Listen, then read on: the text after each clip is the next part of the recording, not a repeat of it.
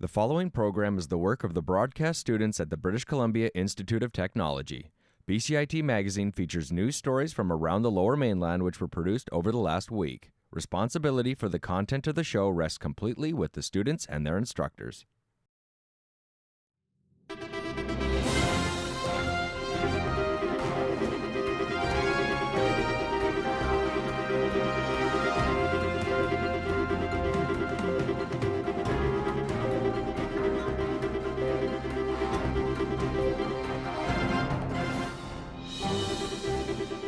Today on BCIT Magazine, a measles outbreak hits BCIT campus and Fraser Health urges students to get vaccinated.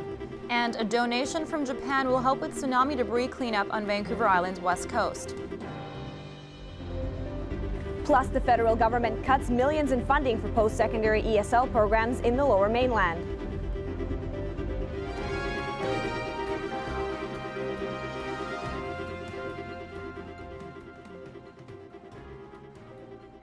Hello and welcome to BCIT Magazine. I'm Tina Lovgreen. And I'm Olsy Sorokina. When a measles outbreak started last fall in Chilliwack, it resulted in over 100 confirmed cases. Now it's spread into BCIT's Burnaby campus, with at least one student contracting the contagious virus. Neetu Garcha reports. A small group of BCIT students who were in this building at the same time as a student who has a confirmed case of the illness may now be at risk. On March 14th, BCIT learned someone taking classes in building NE1 on March 6th and 7th was diagnosed with a confirmed case of measles. Students already immunized or who have had measles in the past are not at risk, but on campus, there's still concern. Holy cow, why is it happening to us? Arno Pan was surprised by what he read in a letter to BCIT students about the measles outbreak. When I first saw the email, I was shocked because it was talking about physics 2148, and I was exactly in that course. And I was like, oh, am I affected or anything? The Fraser Health Authority has this advice for non-immunized students who were in building NE1 on the dates in question. So we're asking students who are unimmunized, who were in that particular building on March 6th and 7th, to stay home until March 29th. While vaccinations aren't available on campus, BCIT spokesman Dave Pinton has a message for students who are in the group that could be affected. They are advised to look at bcit.ca/breaking news for immunization recommendations from Fraser Health. And if students don't already have immunization, then they shouldn't come back to class until they are in touch with their health provider.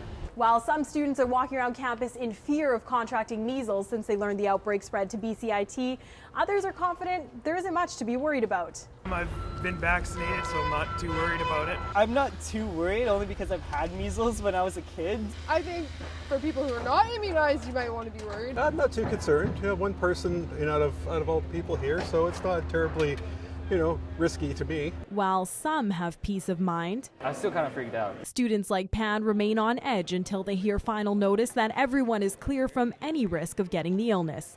Neetu Garcha in Burnaby for BCIT Magazine.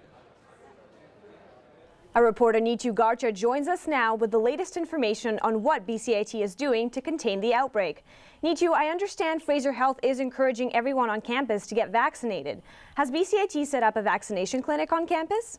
That's right, Olsy. They are encouraging everyone to get vaccinated, but as for BCIT's campus, they haven't got any vaccinations here yet, but the Fraser Health Authority says they're working closely with the Institute to try and get some vaccinations on the Burnaby campus. Nothing has been confirmed yet. Students are encouraged to check bcit.ca/breaking news for updates. It seems like students aren't very worried about this. Should they be?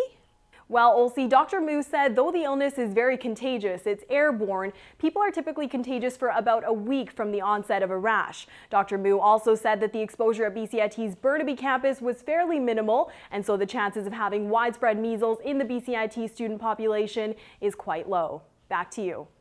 The government of Japan has given $1 million to the Canadian government to help with tsunami debris cleanup. The BC government has allocated that money throughout the province. This week, one benefactor was the Great Canadian Shoreline Cleanup, who have been awarded over $250,000 to clean up the west coast of Vancouver Island. Environment Minister Mary Polak was at the Vancouver Aquarium to announce the funding.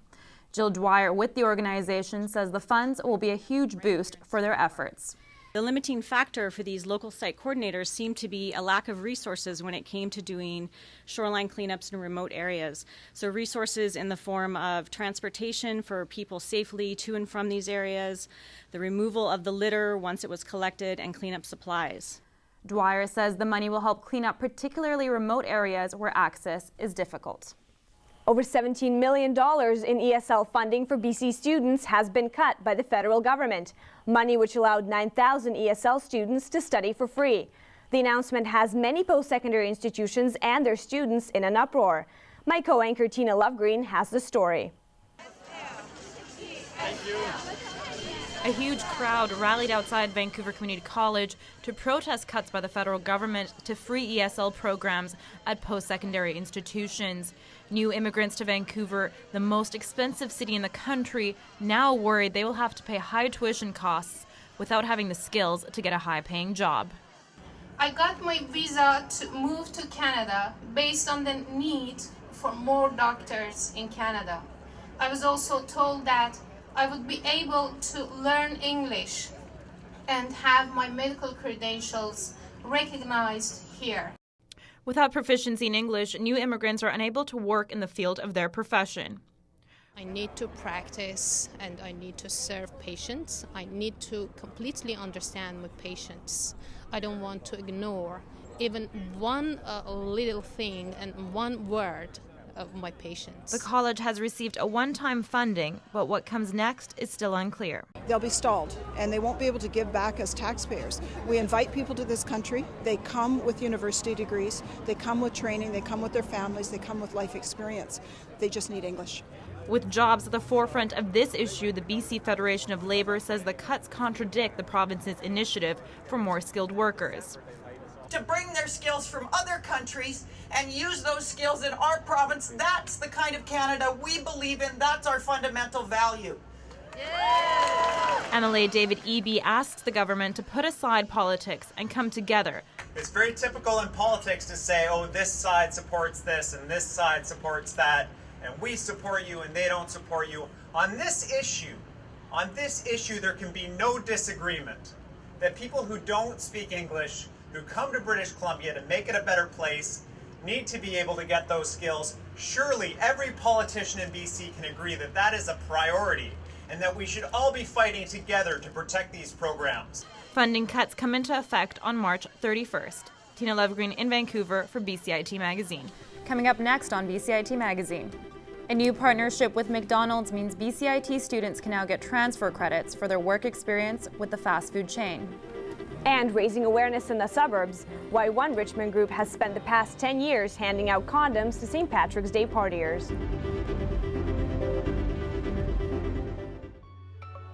A defining moment for me was when I finished my first internship and got lots of really great feedback from industry professionals.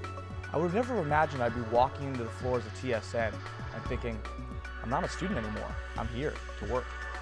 I will be starting a job with an investigative news program in Toronto, and I'm really excited to see that grow into what will become, hopefully, my dream job. BCIT Broadcast and Online Journalism, putting you to work.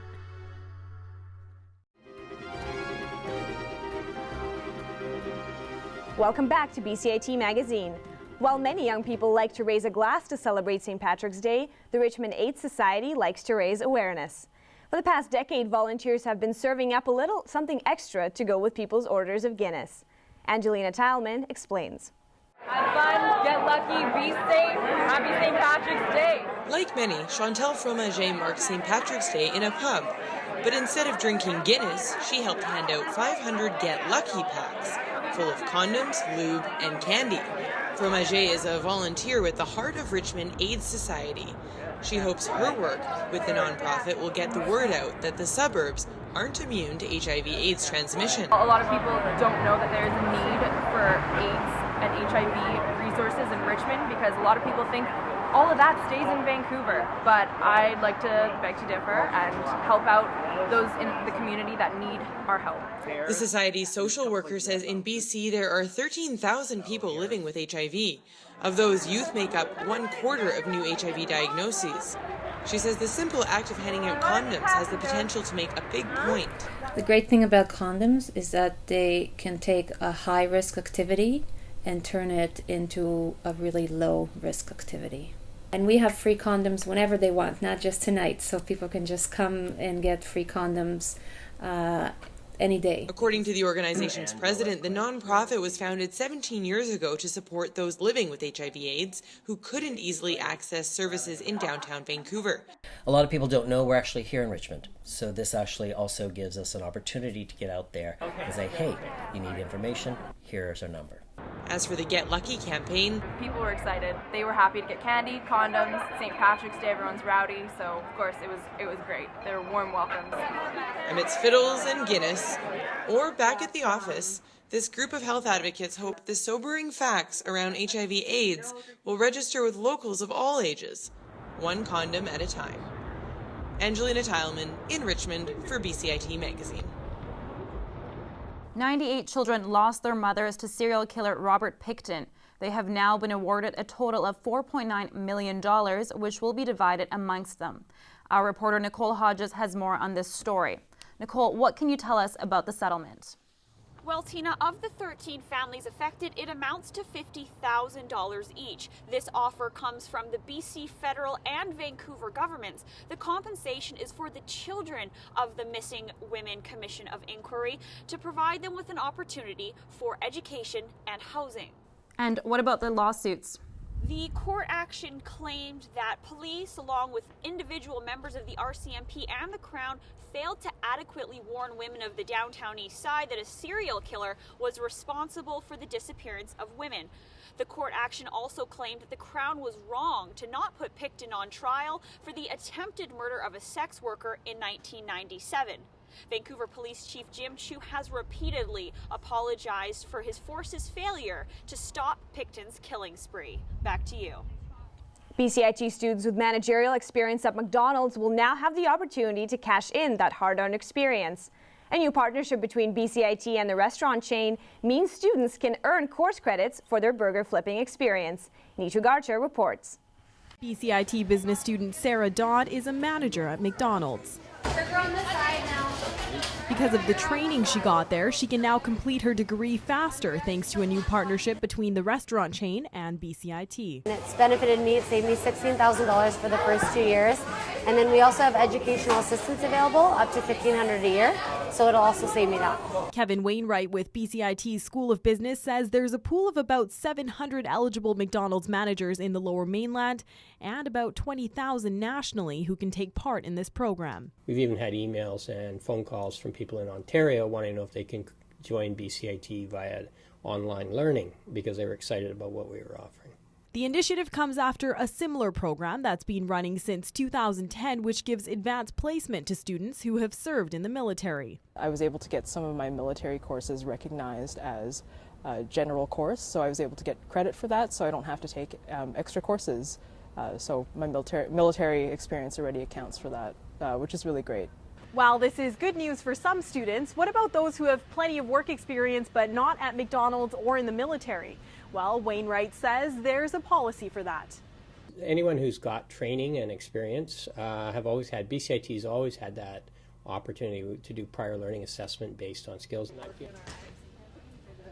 Many students agree this is a step in the right direction and are hopeful different kinds of work experience will be counted for credits in the future. I think that because McDonald's is known for how well they do things, it's kind of a good company to partner with. I think it's an awesome thing.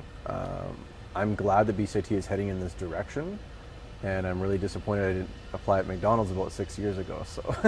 I'm sure it frustrates some students that they have to start all over again and back to square one, even though they might have a lot of the skills already. I think if you could find some other alignment between other programs, training programs, and BCIT curriculum, then I think why not add them in? Dodd says she hopes the new partnership inspires other McDonald's employees. I just think it's great for everyone at McDonald's to get this opportunity that maybe hadn't thought of going to school before or hadn't gone to school before, just to see what a classroom experience is like and use McDonald's together. Wainwright says interest is peaking since the program launched in January, and BCIT won't put a cap on how many students can participate. That means the institution could see an increase in enrollment from all over the country. Neetu Garcha in Burnaby for BCIT Magazine. With final exams fast approaching, university students start to feel the pressure and don't get the chance to relax as much as they should. However, this week at SFU Surrey, students were able to sit back and de-stress in a unique and fun way. Canberra has the story. While most students are doing homework or studying for that big test these days, some have found a way back to their childhood. Hey, do you guys want to try and come in the ball pit? These students escape the stress to enjoy a study space turned ball pit, courtesy the Peer Engagement Group. Organizers say the pit is a great attention grabber. As you can tell from the hot tub, it's really colorful, it's really bright. You can notice it when you're walking down the hallway. So a lot of students have been energetic, they've been excited to actually come take a seat, meet new people. And honestly, the only response that there has been positive. The pit is filled with about 2,500 balls, as well as a few balloons with questions written on them to get the ball rolling with newcomers. The balloons are just a way of breaking the ice between people. So a lot of people here may not know one another. They may be complete strangers. So just getting to know one another through random questions or just throwing a ball at one another. Some students couldn't quite let go of the studying and only just dipped their feet in the hot tub ball pit, but most thought it was a great way to take a break. It was a lot of fun. There was a lot of giggling happening because, I mean, you know, it reminds you of your childhood, so it was a lot of fun.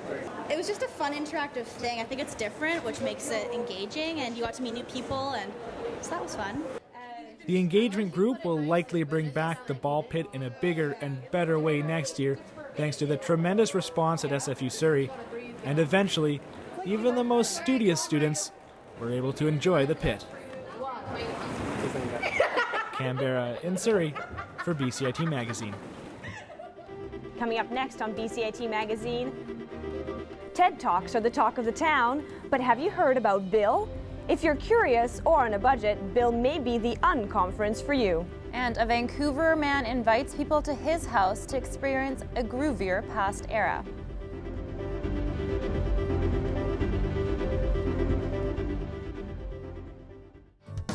Standby graphics, ready, camera one. If you want to experience the fast-paced world of news, today on BCIT Magazine, striking, make magic on a movie set, frame, and action, or bring your creative ideas to life, BCIT's hands-on training will get you started. BCIT Television and Video Production. Your possibilities start here. Springtime is approaching and there's more than ever to do, and what a better way to celebrate but through some dancing. The Vancouver International Dance Festival is on, and there's going to be a variety of performers from China's Guangdong Modern Dance Company to Spain's flamenco innovator Israel Galavan and tons more. Ticket prices range from free to $60 and all the events run all the way until March 29th. For more information, visit vidf.ca.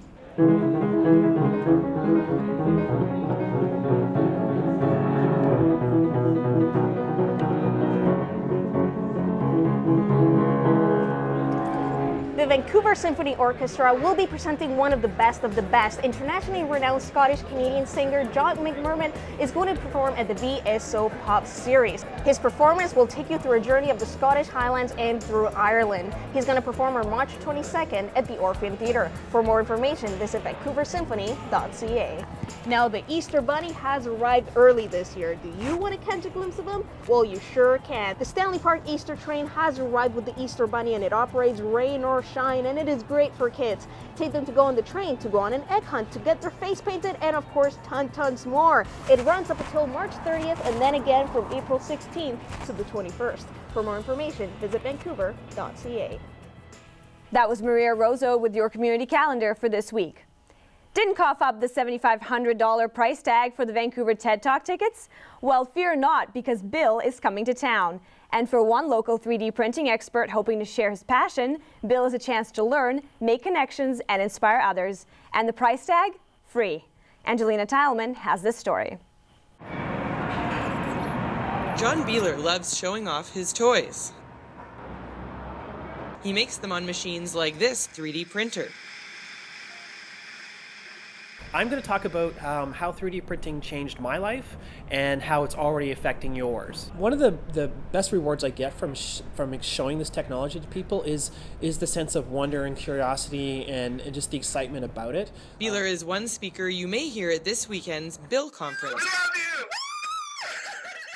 Organizers hope hundreds will come to this venue to share ideas. Think of Bill as Ted's lower maintenance cousin. And organizers say TED speakers have a habit of showing up.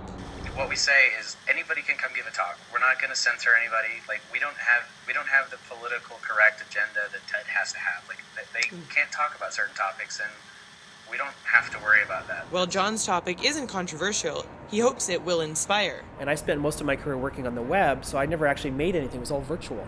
And now 3D printers give me the ability to make physical objects. I'm not a woodworker, I'm not a carpenter, I'm not a machinist or any of those types of things. I can't make a lot of those things, but I can 3D print stuff that I can design.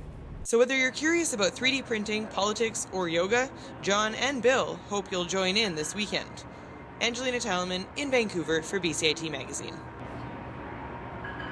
A 2012 Vancouver Foundation survey found that the biggest concern facing Lower Mainland residents is social isolation. This inspired one Vancouver man to open up his home as an electronics-free zone where people can enjoy each other's company. My co-anchor, Olsy Sorokina, visited the groovy house and has the story. This East Vancouver house may not look much different on the outside, but inside is a different story. David Beatty and his roommates opened up their groovy pad for the public. It's a 70s-inspired social oasis where anyone can come by to enjoy a cup of tea, good tunes, and the company of other people. There is only one rule. None of these in this house, and no TV. Occasionally we use TV to watch really good cultural product, movies from the period. Beatty believes digital technology takes away from the quality of interaction. 70s house is meant to help people connect better. And it works. The seating is comfortable, the lighting, we have nice music, people can get drinks, they can bring their own booze, and so they stay for a long time. If they're very shy, they have a few drinks. You can sit here for an hour just, with a mouth full of teeth. You don't need to say anything, and then eventually you're going to start chatting to someone next to you. Aside from Our Generation House, Beatty is involved in a few projects aimed to address the social isolation felt by many Vancouverites. His next goal is to unite the projects and form a non-profit organization. Ideally, I would like to do the same thing in other parts of the city. I'll find somebody to take my place here, and then I'll move to Mount Pleasant at Main Street and rent another bigger place, 6 bedrooms, two levels, and do another 70s house. And get that going, and then move to Kitsilano and do another one. Beatty's roommates are open to the idea, but not everyone thinks social isolation is caused by technology. One of the problems is I think we're very fearful to test things that maybe we're not used to, more so today. Sometimes, though, something new is a much forgotten thing of the past. Those who want to experience a bit of the 70s magic can come by Our Generation House at 5123 Aberdeen Street from 10 a.m. to 10 p.m. Olsy Sorokina in Vancouver for BCIT Magazine. Working out isn't just about looking good, it's about feeling good too. As a reporter Nicole Hodges found out, a belly dance studio in Abbotsford is doing just that. Their dance program empowers women by teaching them to shake off negative thoughts and embrace their bodies. Belly dance instructor Nikki Marsh prepares her studio for class, but it's not just shimmies and shakes her students will learn. She hopes that through belly dance she can help women of any size or age embrace their bodies and empower their lives. I never planned on being a belly dance instructor. I was taking a class because I just wanted to add some fitness into my life, and it was like, first I did notice better balance, better posture, and more body awareness. What muscles were moving, where they were moving, how I was moving, using muscles that I didn't necessarily always think of. I just think it's really good for the way we feel. It feels good. We move it in a way that's very personal. For some women, those physical benefits have had a positive emotional impact as well. It's a part of my life. I would be really lost without it. It started off as just kind of a group of us saying, hey, let's go do something fun for a while, and we took 6 classes, and I fell in love with it, and I never looked back. When I started, I was very stage shy. Now, like 7 years later, I'm proud of my body. I'm proud of how I look and how I move, and I control it. It's mine, and I control it. And I make it look beautiful. I make it look graceful. If I'm showing my stomach while I'm belly dancing, that's me, and I'm proud of it. This is who I am after, 44 years of living, kind of a thing. Suzanne, come up. You want up? Come on. So, swords, got him. Partners, find him. Let's do this. Yeah? For many, belly dance isn't about sexuality, but rediscovering the sensuality of being a woman. I think as a woman, it's a difficult thing at any age to kind of accept who you are and what your body is. For me, that was a real opening up of my self-esteem. Step. Good. Up. Being in a group with other women who are of all different shapes and sizes and ages, and you begin to see past just images and accept. Begin to see, if you just gave it a try, I think a lot of women would really enjoy it. So many of us focus on the outcome, and the process is where all of the good guts are. And so I would say that is belly dance. Just watching them change from being unsure and unsteady like Bambi on ice to being strong and powerful and kind of just standing their ground and being, this is who I am, and this is how I'm expressing myself today. And that, for me, technique aside, that is pretty cool. I like that. Nicole Hodges in Abbotsford for BCIT Magazine. If you have any questions or comments regarding this program, please visit us online at bcit-broadcast.com or bcitbroadcastnews.ca. I am Tina Lovgreen. And I'm Olsy Sorokina, and that's today's BCIT Magazine. Thanks for watching. We are now going to leave you with a look outside of our BCIT studios.